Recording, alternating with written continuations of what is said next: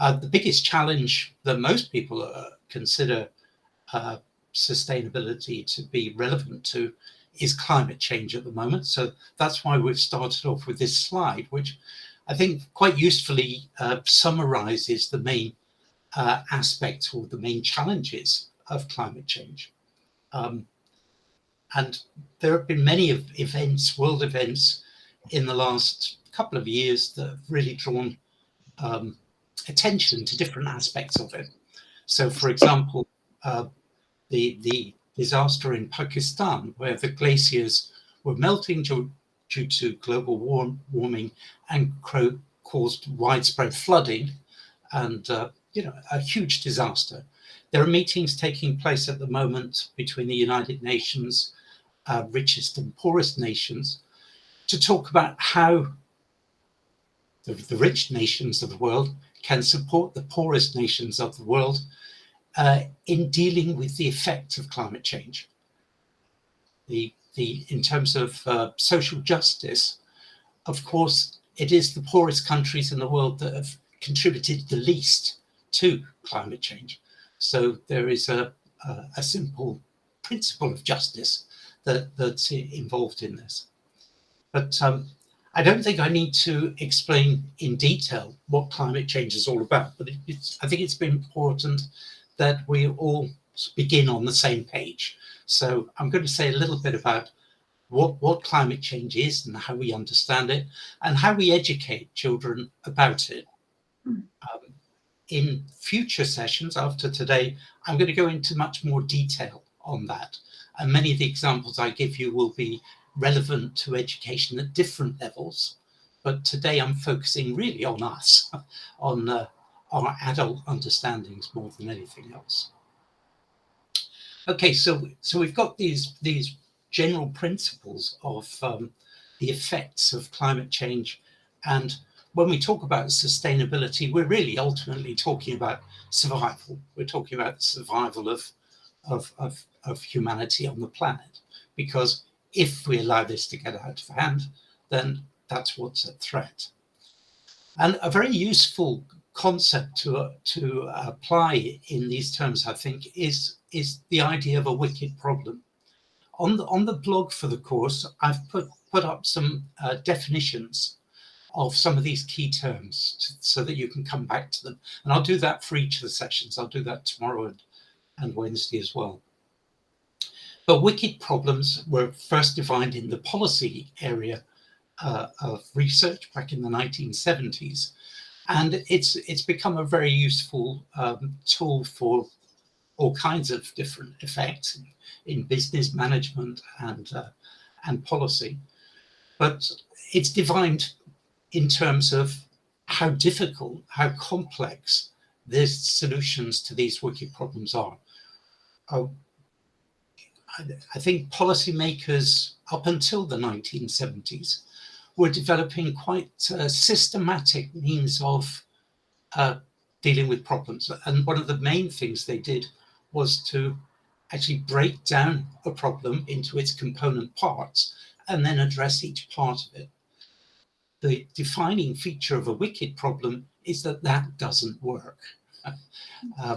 And in many cases, problems were always the first point of any decision maker in dealing with a problem was to identify who is the expert who's going to be able to give us the best solution. The problem with wicked problems is that there is no one expert who's going to be able to give you the answer to the problem. It requires a multidisciplinary or even transdisciplinary approach. So one of the first things to do in dealing with a wicked problem is to identify all the stakeholders and to actually work together to come up with solutions that are not necessarily going to be the definitive answer. So a really perfect example of that is COVID. All around the world, governments, health departments have struggled with how to deal with this sustainability problem. It's a problem of survival, and there are various strategies that have taken place. Most governments at this time are now evaluating what they did in order to be able to apply better policies for the next time, because everyone knows that this is just the first pandemic, and we can expect more of them. This is a wicked problem. There is no one solution. Most of the solutions that have been put forward have a downside as well as an upside.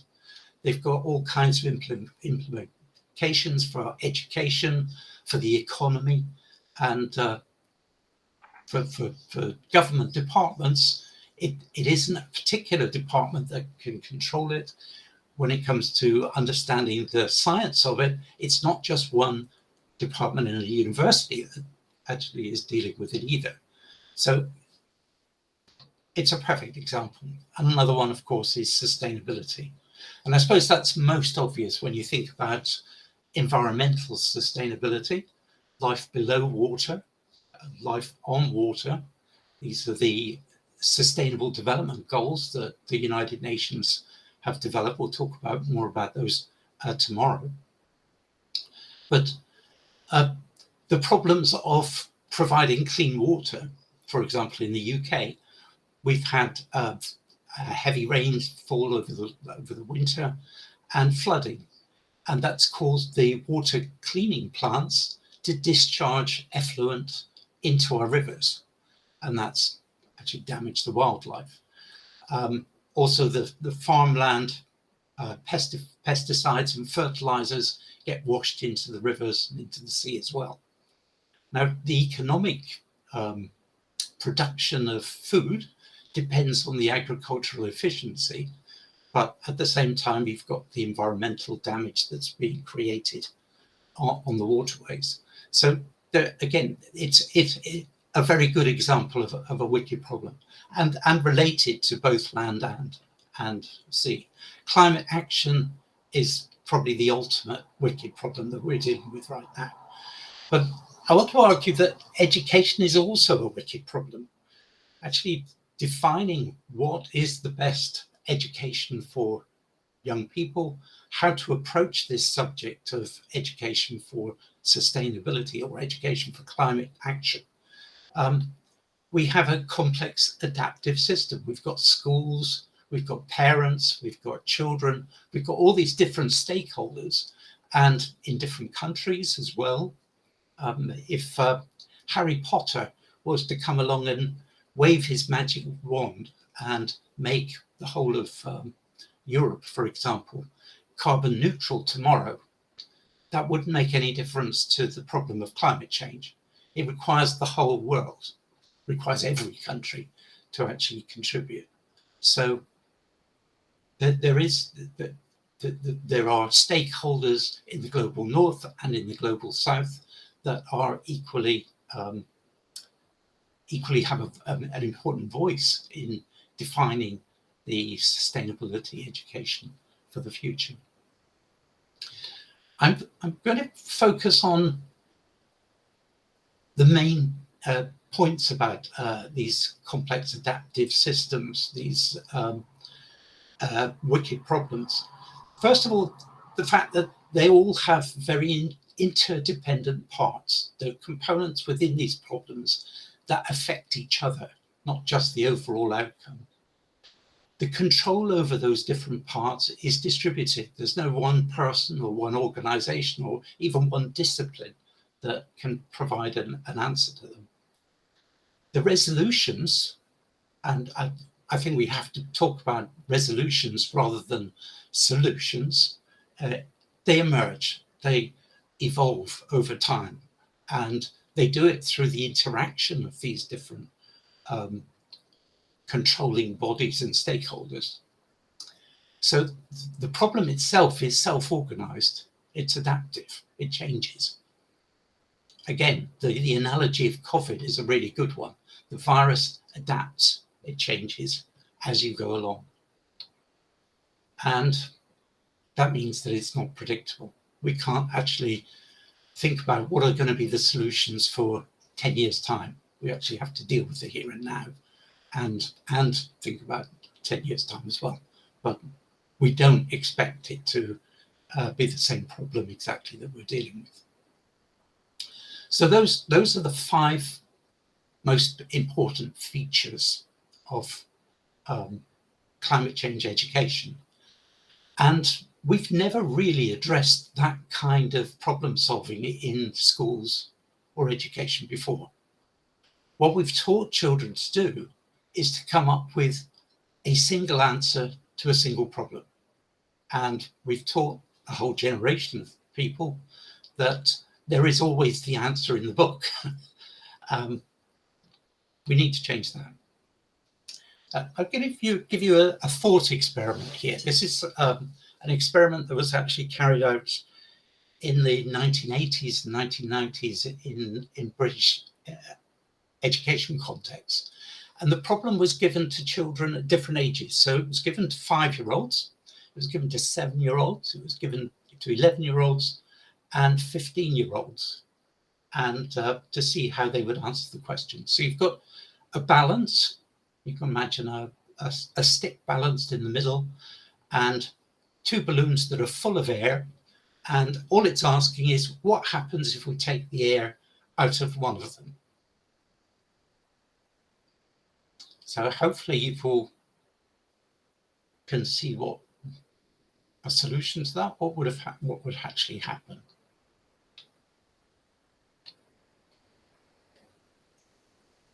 You're seeking the right answer always, because there's uncertainty, perhaps. Anyone like to volunteer? Any volunteer?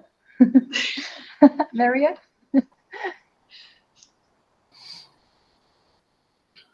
Well, I don't know. I think it's unpredictable. It's unpredictable. It's very predictable. There is only one right answer for this one. It's a closed question. John, are you asking? Yeah, are you asking if we take the air out of one of the balloons, will it rise or fall? Yeah. Yes. Okay. Balloon. Yeah. Do you know these 2 are balloons? No. Yes, I know. But my common sense says that if I take the air, maybe that taking the air will impulse and the thing will go out, but it will have like less air also, and it will go down because it will have less weight. So I don't know. I don't know. I think about it too. Okay, the balloon is going to go up because, as you said correctly, it will have less weight. Air has weight. There's stuff between my hands when I do this. It is matter.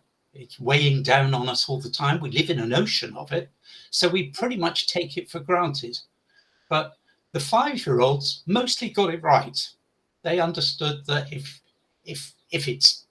the air comes out, it's going to be smaller, it's going to be lighter, and it will go upwards because the other side of the seesaw is going to pull it downwards.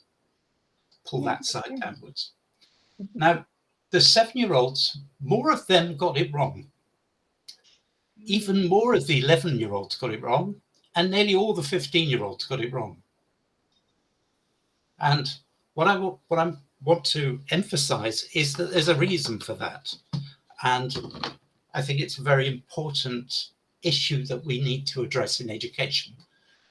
The problem is that we create in our education system at the moment learned helplessness.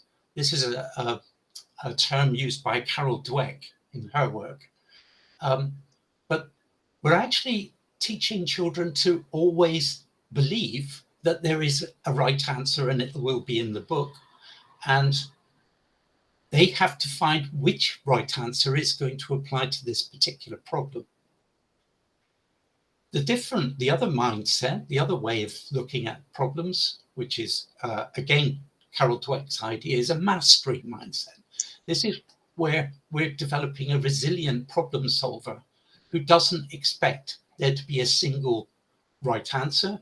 They're going to draw on the knowledge that they have, but when it's fit for purpose and when it's just in time.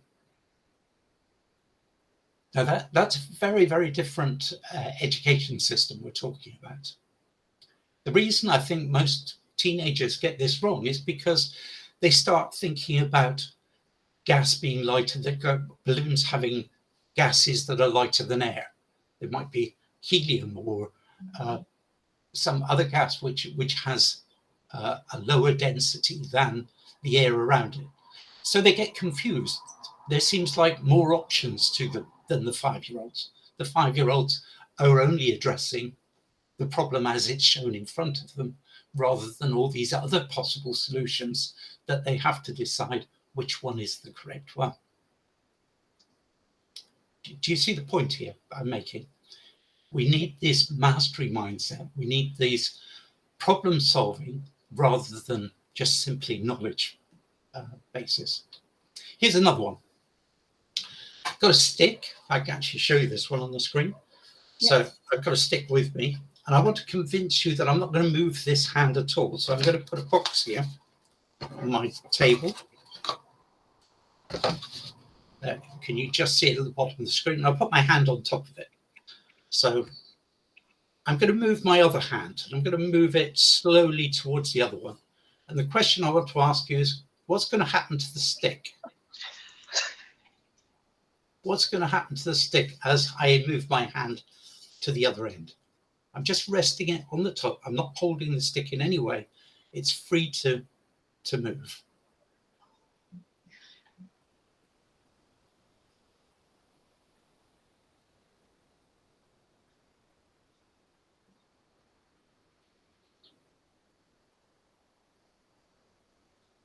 What job?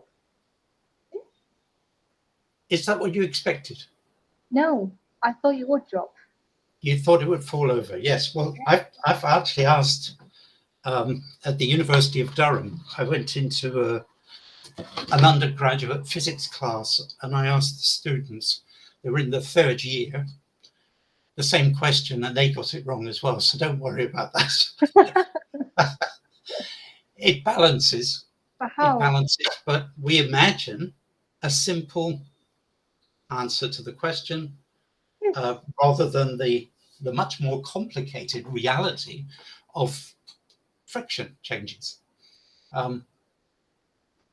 Again, we tend to simplify a complex system. What we have in terms of friction is something rather like an avalanche.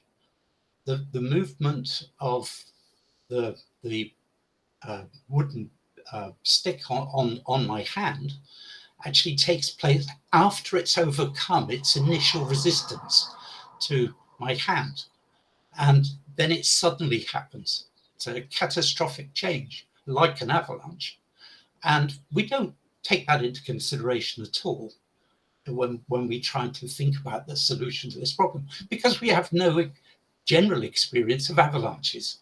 It doesn't happen that often. When people lose their temper,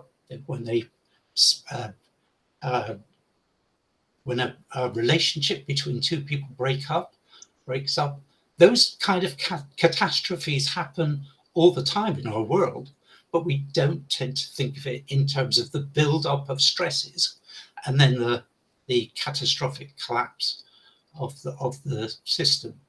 We don't actually think very much in terms of systems, and that's the real problem with wicked problems. They're all systematic. They're all to do with complex systems and multiple variables. Our programming, our education has taught us to seek the right answer and not to have the mastery mindset that we actually require to solve the problem. So this applies to all of these problems of climate change. And we know that there are lifestyle changes that we have to make as citizens, it's not just things that the government has to do.